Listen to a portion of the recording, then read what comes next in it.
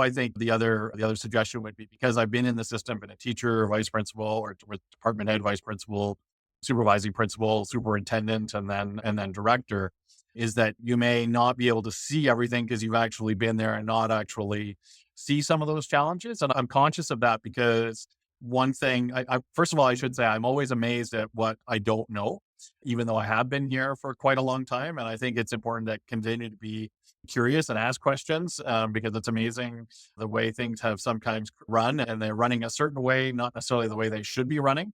But I think it emphasizes also the importance of making sure that you're open to feedback constantly and seeking feedback, whether it's from staff or whether it's from families or for students, because sometimes the most pressing needs that you think or assume that are out there are not in fact what's front page for other people who are experiencing the system. And always try to ask that question: what is the user experience in this particular situation, as opposed to what is the experience, or what are our thoughts, more centrally on how things are actually operating.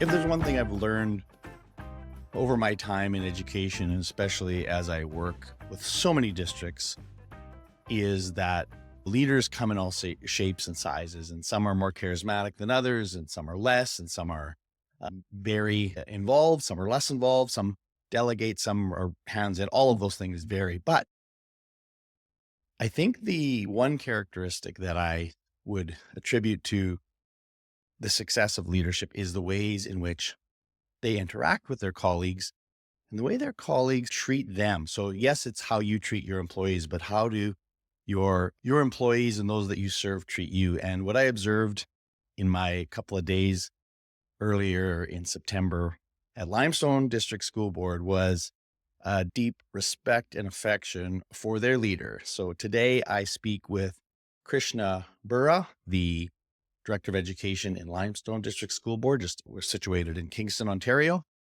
right in between Toronto, Montreal, and Ottawa. I think I was just so impressed with the ways in which teachers, other senior leaders, just everyone really respected Krishna, and you could tell there was a deep affection for his ideas, and not in any kind of subservient way, but truly just a connection that he has forged with so many people in his district. And I think it's allowed him to do a lot of innovative things, which we'll hear about in our conversation today.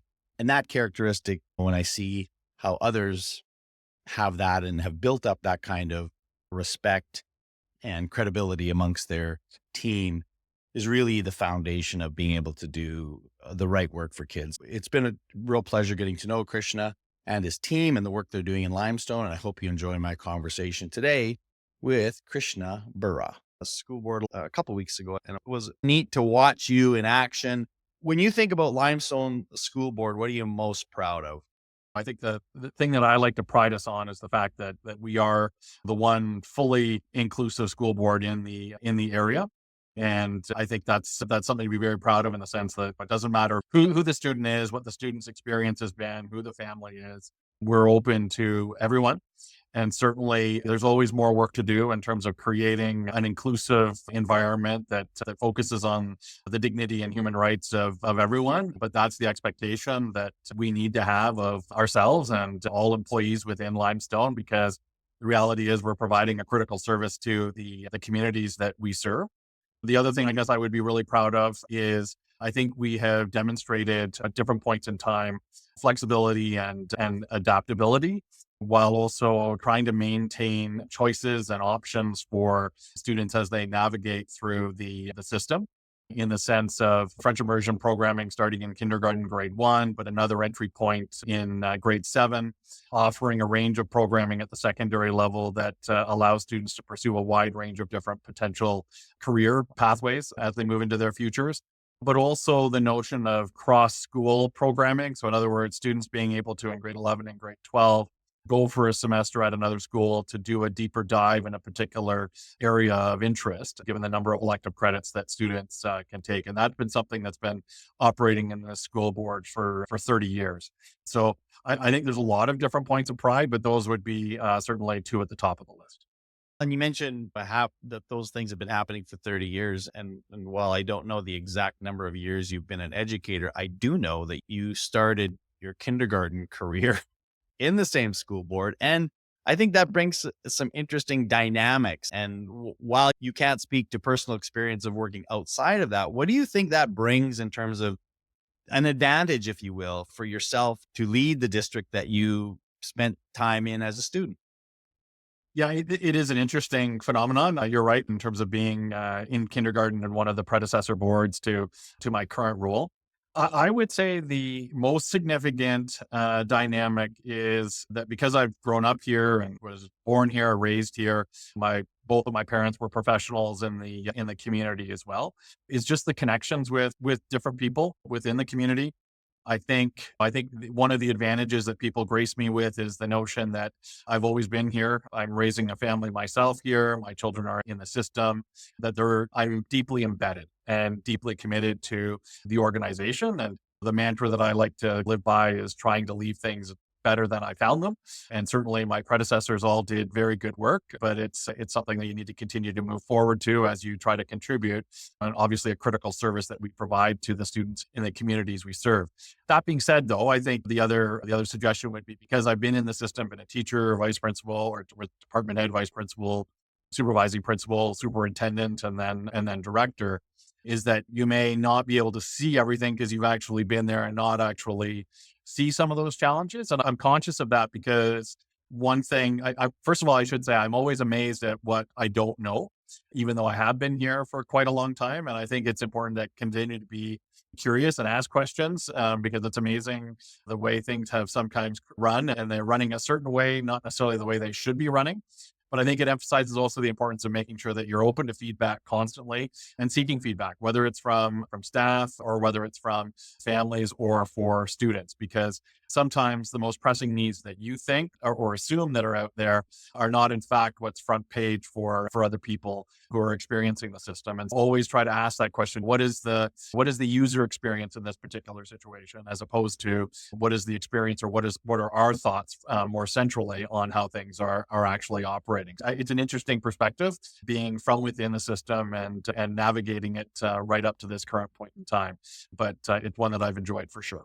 Well, as you shared your own interest and curiosity in the things that you don't know, I think it speaks to something that really helps in this situation, because it would be easy for somebody like you to be in this is the way we've always done it camp in terms of this. I've been here my whole career. So we have a very fixed way of doing things. And so what you're describing is an effort to combat that. Not that traditions aren't sometimes helpful and useful, but they also can be impediments to innovation and change. And then when you talked earlier about the flexibility that your district has, I'm wondering about how you keep maintaining that idea of flexibility and that idea of curiosity. And you mentioned a couple of examples of just allowing kids to be able to have some choice and things like that. I don't know if there's other examples that come to mind as a result of you maybe not knowing something as well, learning about it, and then saying, hey, how might we in that scenario? Because I think those are as examples that people, I think, find very useful. Yeah, and I think the main thing there is to be questioning things. And you're right, there are traditions in every organization, but I think it's always important to say if we can't rationalize and explain why this is the model that we're using or this is the decision that we've been made, and it can't pass that scrutiny, then probably it's not the right decision. And so I think that's a really important component of the culture that I came into, I will say, at the senior team level here, that we have continued to try to maintain, because I think it's actually really healthy. And I think the other aspect of that is where possible, I think you have to make sure that and we're fortunate enough, we're a system of 20,500 students, 60 schools, almost 3,000 employees when you include occasional staff. But I think it's important to make sure that you're forming a personal relationship. And I tell this to our senior team as well, with people so that they feel comfortable, bringing forward an issue and trying to flatten the organization as much as possible in terms of that hierarchy, so that the culture exists in such a way that people feel comfortable bringing forward ideas of innovation, creativity, but also the willingness to challenge the way things might operate. Because again, if there isn't a good reason for it, you maybe should change. And I've always been somebody who has not been afraid of change, but instead embraced it where it has made sense. But at the same time, and somebody might suggest if I was a politician, I was a bit wishy-washy, that, for example, if I've made a decision about something and new evidence comes to light to suggest that actually that was not a good decision, I will never hesitate from changing course and making a different decision when an original decision or a first initial one that was made and it was incorrect. I don't think it makes sense to double down and actually lose more time, more resources, more energy on something that should be that, has been opened up to challenge and has been proved correct. And then you need to change course. While I take great pride in my work, you have to separate your decisions from who you are as a person. And when a decision that you've made comes under fire, it's a situation where you need to actually change the decision. And it doesn't reflect badly on you as a human being or anything like that. It means that you made a bad decision. You've got to change it and you got to move forward from that. But in order for that to work, you have to develop trust with people. Like, people have to trust you to know that correction is done out of only positive intentions around that. I watched, and this was the fun part for me, is I could observe you interacting with a lot of different people in the 2 days I was there. So both your senior staff that you work with probably very closely, and then another group of folks who you knew who they were, but you don't work with them every day. They were teachers and principals from throughout the division. And what I noticed is the way you have built that trust and those relationships with those people. And I could tell right away they trusted you. I could tell right away they had your respect, and you had their respect as well. But I guess what I wonder is, like, culture just doesn't happen, right? It's a thing that people talk about all the time. And it really is the thing, right? That's your job, is to make sure that this organization can function in the way that is laid out. But there's intentional pieces that have to be put in place in order for this to happen. So I guess what I wonder for you is, like, when you think about what are the things that you do, intentional things you do to foster those relationships and culture, so that you can change your mind on something and people go, yep, that must make sense. If Krishna changed his mind, then there must be a reason. Think about the things you do. What do you do intentionally to build that culture?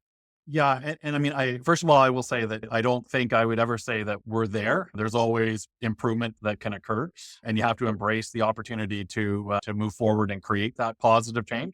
I think there are a few different things. I certainly try to get out to schools as frequently as I possibly can. I miss the classroom every day. I certainly love being a classroom teacher, and I don't mean to say that I don't love my current job.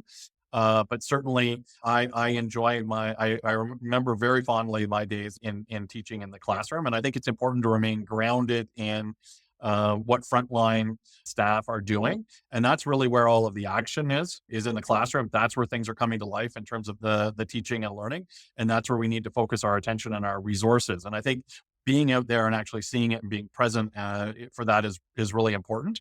And so I think that's an important aspect. I also have tried to make sure that I maintain regular communication with all staff as well as with all families on a monthly, if not monthly, then bi-monthly basis, in terms of just providing a little bit of an update. I will say that I was hired right at the beginning of August in 2020, obviously in the midst of the pandemic. And a situation where you weren't able to maintain those face-to-face relationships with people, I started to make sure that I was sending regular email communication to families and staff that was of a personal nature. It wasn't just simply information and saying we're pivoting here or we're pivoting there. This is what's happening or that's what's happening, but making it personal. And I think that was important. But I think the other really important feature in terms of leadership and trying to create that culture is demonstration of vulnerability and actually being public about the mistakes that you've made. And so whether it's with the senior team or whether it's with the principals, on a number of different occasions, I've fallen on the sword and I've said that was a mistake and I should not have communicated this message that way, or this was the decision and we had to go back and we had to change it because it was the wrong decision, and communicate and explain why. Because I think the other mantra that we have to live by is there's no such thing as over communication. The only people that I've ever been accused of repeating myself and saying the message over and over again is my own 3 children. I've yet to hear it from any employee or member of my senior team. And so until I do, I know I've still got to communicate more information and make sure that people are aware of the rationale. And quite frequently, even when a staff member might be disgruntled, it's probably because they're making some assumptions. They've created their own narrative about why something has actually happened. When making a time and place available to actually communicate with them and have them share their concerns, but then also providing the rationale and the explanation so that you provide that extra perspective does wonders. And those are just micro examples when you have those kind of conversations that I think are important in terms of having a positive culture. But again, there's always more room for improvement when it comes to culture within any organization. I mean, those are things that all take time. And when you're trying to run an organization the size of a Limestone, sometimes we choose to be efficient because, like, how do I meet all these people? Like it's just a time consuming effort. And yet I think what you're speaking to the fact is, like, yes, it's an investment, but the investment pays off because you build social capital through that effort that you have to have that in order to run an effective organization. As we talk about leadership, and you've teased out some of these leadership challenges, whether it's reverting course on a specific decision that you had to say, no, I was wrong, we changed that.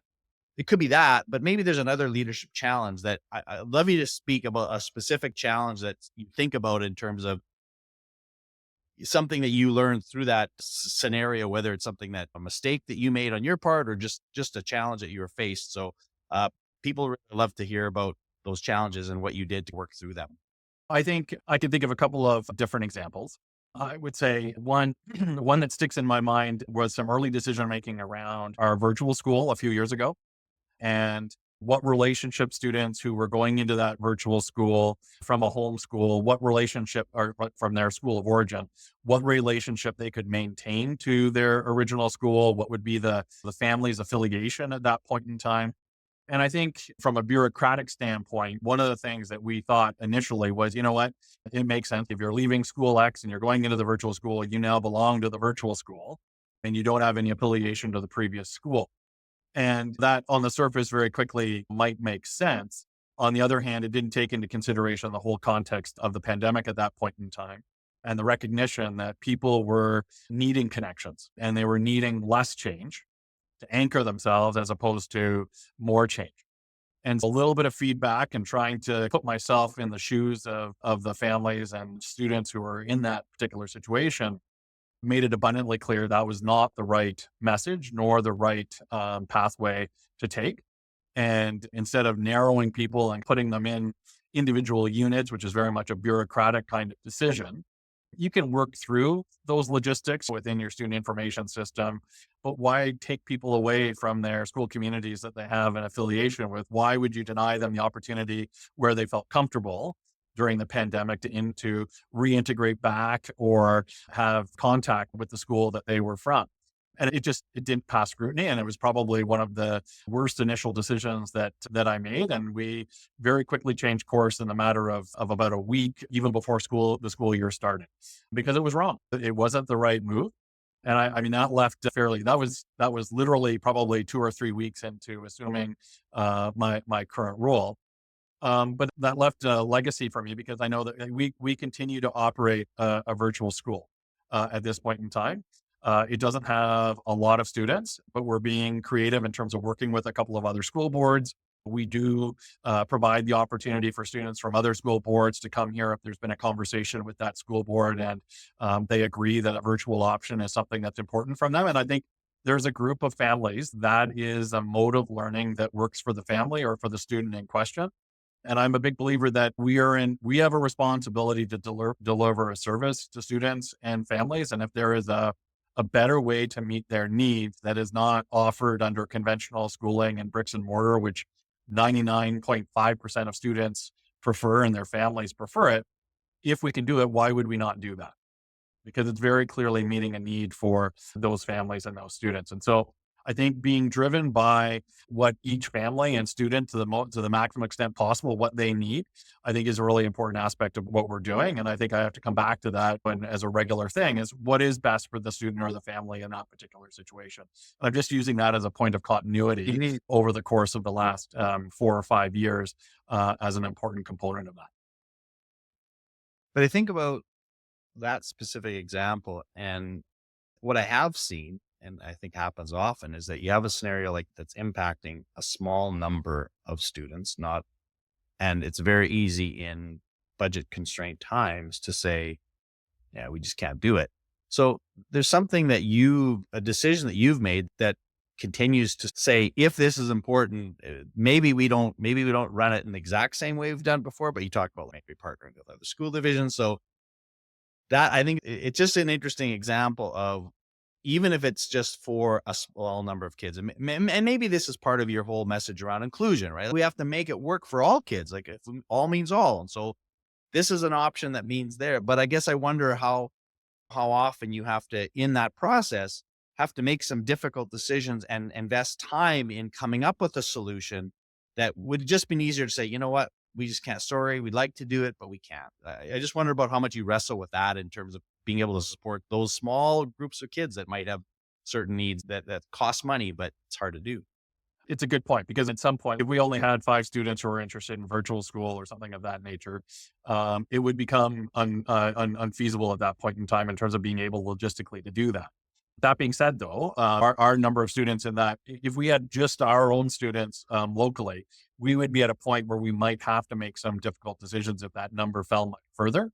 But that's where we started to partner with a couple of other school boards. That's where if we had by word of mouth within the community, if other people found out about the school and there was a conversation with that board and this was a good decision for that family, we would enroll them. It's about figuring out a way to make things operate so that you can actually make it viable. And we've been able to do that up to this point in time, but we've already started to have a broader conversation about this in this part of the province, and potentially creating a larger partnership that would actually create a more viable and more sustainable kind of school environment virtually for a larger number of students. So I just think it's a situation where you've got to at least try, and you've got to go some of those extra efforts and maybe do things a little bit differently and be prepared to do that. And you've got to work through some of those challenges where people say, you know what, you're asking me to do X, Y, and Z, but we're already doing A, B, C. You got to take something off of the plate. But I think that's where you need to continue to talk about it and say, what is it that we're trying to do here? Who is it for?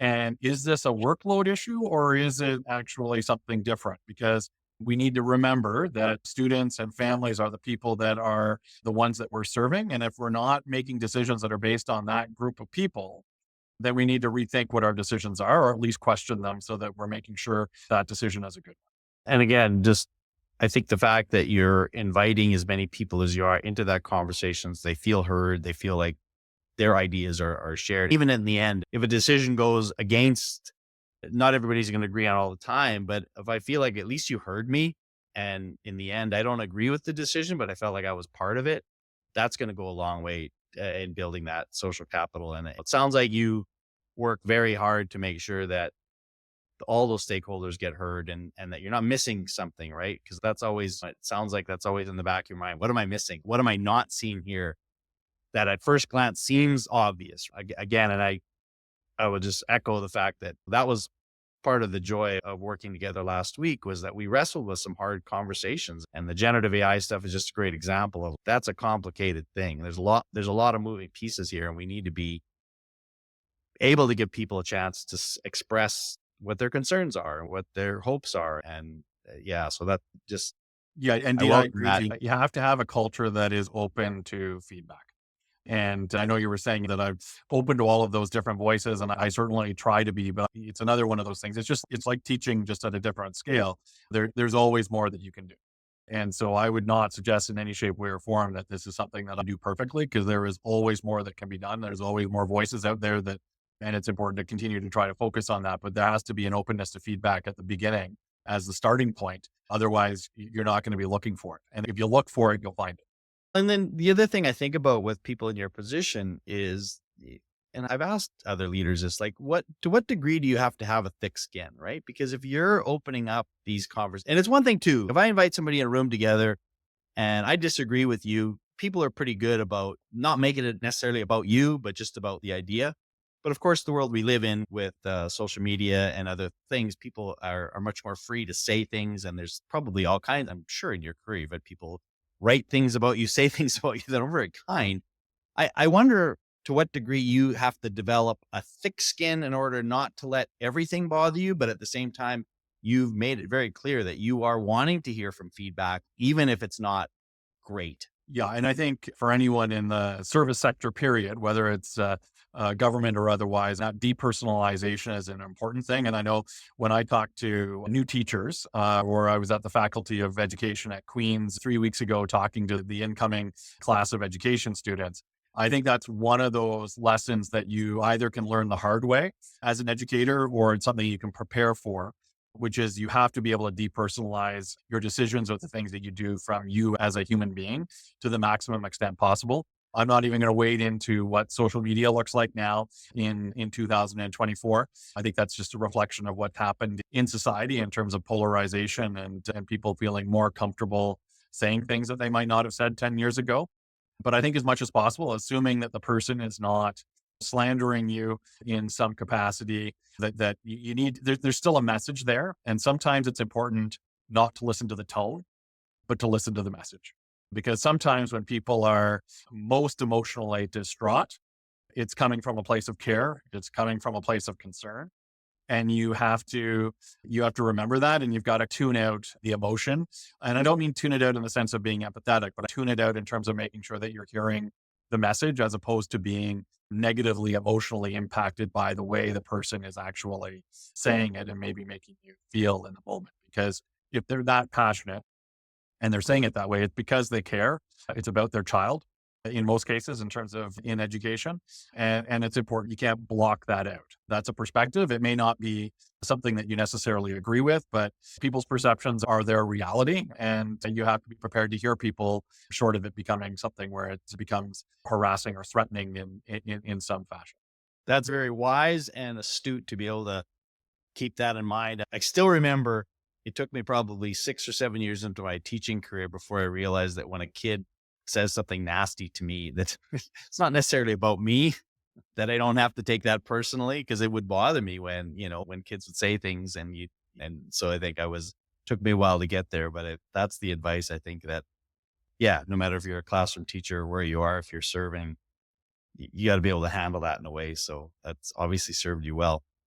This episode is brought to you by Advanced Learning Partnerships, also known as ALP. We are a professional learning consulting group that serves communities across North America. We are partners, designers, and agents for change.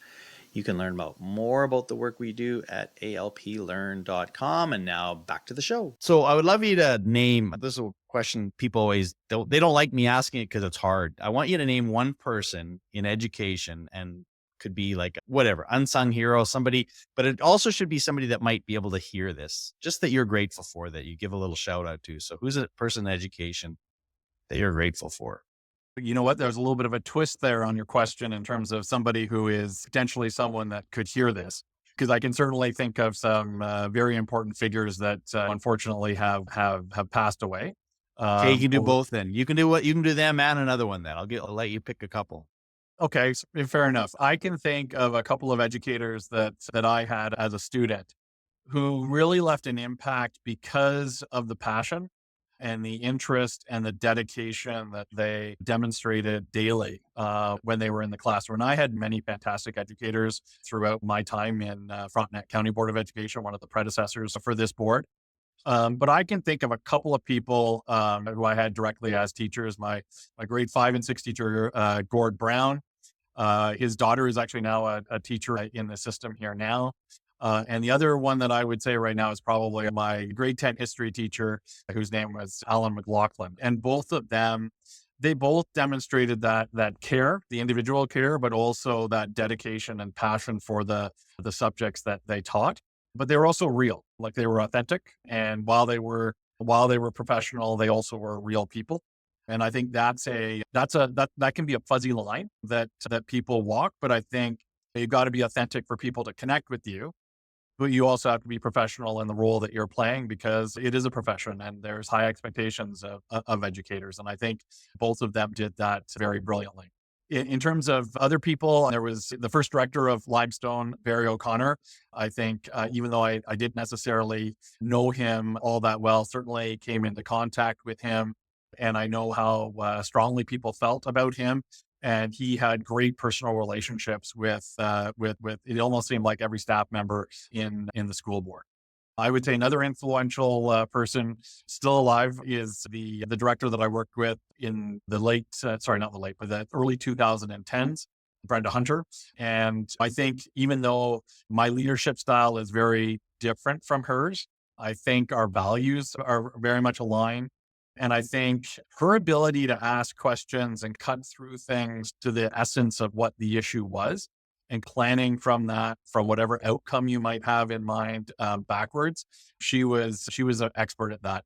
And I learned a great deal being mentored by her. But you know what? Those are just a few people. And I would certainly say that there have been many other people where I've taken individual kind of learning away from them that was really important. And those are just, I focused on people obviously within the realm of education that I've had good fortune to work with at one point or another.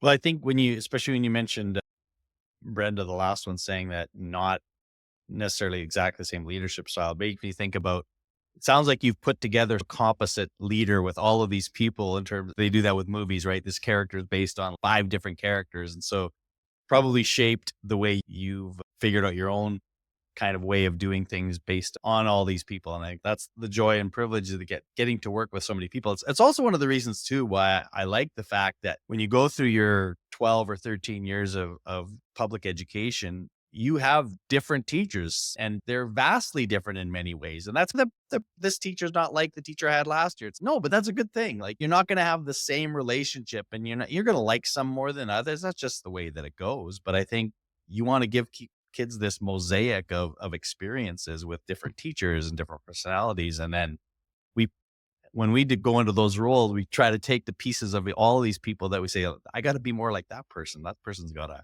Yeah, I think that's a good point. Everyone has strengths. You can always learn something from anyone.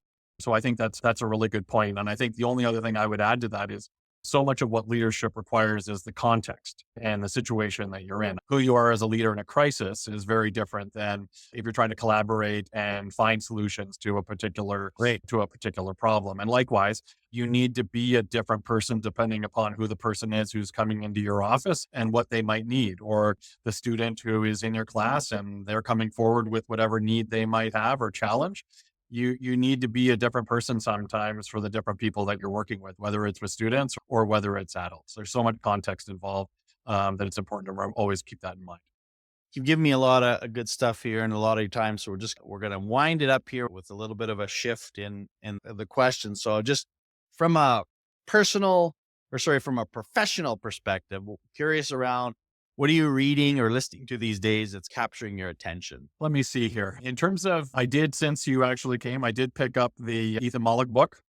And so I have started diving into the book. It's actually just here on the side of my desk, the Co-Intelligence book, which was a gift from one of the principals in the system just a couple of weeks ago, but I didn't pick it up until after. She had actually just given it to me a few days before you came, Dean, and then you mentioned it. It was a nice coincidence. And she had read it over the summer after we had some discussions about AI back in the spring. So that's the current read. I would say the other area that I'm delving into a little bit is some work by, and I'm going to forget the person's name, but I'm reading it right now. It's really about things that matter and really looking at minimalism and trying to cut through the noise and focusing on those things that matter in our lives, whether it's at work or whether it's in our personal lives. There's lots of noise out there in terms of social media or world events. And I tend to be a little bit of a political junkie. And right now it's a festival of that with the election south of the border in a couple of months. But I'm also finding that that has an impact on you, and you have to make sure that you're not being consumed by it. There's lots of research coming out about the detrimental impacts of social media on children and youth. I think you could probably apply the same information to adults. And I think we're at a point where you do need to cut through those different distractions and remember to center those things that matter most in your career, but also and in your work life, but also those things that matter most to you in your personal life, and kind of keeping those at the forefront, or you can get lost in the noise. So those are a couple of different things. And interestingly, while the book by Ethan Mollick is the one that I'm reading right now, the other person that I tend to listen to in terms of podcasts is actually Optimal Living, and that's by Justin Malik. So the name is very similar in terms of Ethan Right. Yeah. Mollick, Justin Malik, and his Optimal Living is, I think, is quite useful. He reads different blog posts from different people with permission. And I like that because it tends to be fairly short, but it's a bit of sampling of some different ideas that are percolating out there, touching on things like AI, but also minimalism as well. Okay. I'm gonna explore that one. And it made me think about the minimalism book. Cal Newport has a book on digital minimalism that I read a number of years ago. And just what you've shared there makes me think I probably should look at that one again, just to remind us all the kind of, how do we manage all the stuff doing And I better? apologize. The things that matter, overcoming distraction to pursue a more meaningful life. That's the book by Joshua Becker. Okay. That's the book I was Excellent. referencing before. So when you're not trying to be smart and figure out all that other stuff, do you have a guilty pleasure that you like just to watch? Just like it's Friday night and I just need to decompress here. Do you got anything on that front that you'd share? Yeah, sure. I'm happy to. If I have a few minutes and it's watching TV, I do enjoy some live sports, particularly college basketball. It's not quite college basketball season at this point in time. But I would say there are a few series that I enjoy. The one I'm watching right now is one of the Apple TV programs, and it's called Slow Horses. And so I do enjoy those shows that are a little bit of a mix of drama and thriller with some comedy in it as well. And over the years, I would certainly things like The Sopranos or The Wire, leading up to Better Call Saul. And Yeah. of course, that was a prequel and postquel to Breaking Bad. I do enjoy those shows that kind of give a whole different flavoring, a range of different type of programming. You're never quite sure what kind of episode you're going to get. Is it going to be a thriller? Is it going to be a drama? Is it going to be Yeah. a bit of a comedy, or is it going to be sprinkled with all of them all in one episode? It's funny. Some of those shows, The Wire is pretty serious, like almost all the time, but like even Sopranos and Breaking Bad, they had enough of that in there. That's just, I know this is really scary stuff or whatever, important stuff, but there's enough of that. I like that too. Just, it's a reminder that, okay, this isn't like real life. No, and you know what? I actually think it's important to maintain that perspective. There was a period of time where I was watching the Walking Dead, and I know some people were asking me, "Why is it you watch?" And I said, well, "You know what? My life could be much worse. I could have dead people after me, right? So honestly, I've got it pretty good." Oh, that's good. Okay, last question. So last week was my first time in the Kingston area, I think, other than just driving through, and I didn't have a lot of time to do much. We did go out and have a nice dinner together. That was lovely, but I'm going to come out again. And I know, again, I said, I know Queens, I know Tragically Hip. I don't know a lot. Give me one or two things that I should check out the next time I'm there. That, again, could be a restaurant, could be just whatever kind of place that maybe doesn't come up on that first Google search, but you should check these out. What are those places? Fair enough. So I think one thing I would say is I think the one of the things that makes Kingston quite unique is obviously the waterfront, and being at that meeting point between the St. Lawrence and Lake Ontario, as well as the Cataraqui River, and then obviously the Rideau Canal. There are lots of beautiful areas to stroll along the lake. I think that would be one thing that I would suggest. Maybe not at the time of year when you might be coming back here, but I do think there are a lot of little restaurants downtown that you could sample in a little bit of time here. There's lots of places to have fantastic food, lots of great patios, some of them hidden away and in alleyways, as opposed to being out on a main street. So I think that's part of the architecture and the history of the city. You can almost walk down an alleyway and feel like you're somewhere in Europe or in Quebec City, where you have these narrow alleyways where you've got all kinds of really neat things. So I would say there's lots of little tiny haunts in the city where you can just find yourself, and like a little patio area or restaurant, and you would never have known it existed if you were looking at it from the main street once you get off the beaten path a little bit. But yeah, there's lots of history here. There's lots of beautiful nature as well, in terms of Frontenac Provincial Park not being very far away. So I've lived here my whole life and I haven't seen everything yet. I always Nice. I look forward to exploring different things in the area as well. Yeah, I think it was your wife that said something about, does Kingston have the most restaurants per capita or some stat of that nature? And I didn't know about these alleys. So for sure, next time I'll be down there, I'm gonna do that. So that's a good tip. Good tip. Krishna, thank you so much for your time. I know we started this, we said we didn't do a lot of prep, so you weren't sure. But listen, this was exactly the conversation that I'd hoped we'd have. And so I hope you enjoyed it and felt good about it as well. Yep. No, it's always a pleasure talking to you, Dean, and look forward to bringing you back and taking the next steps in our work with AI in Limestone. You bet. All Take right. care. All the best.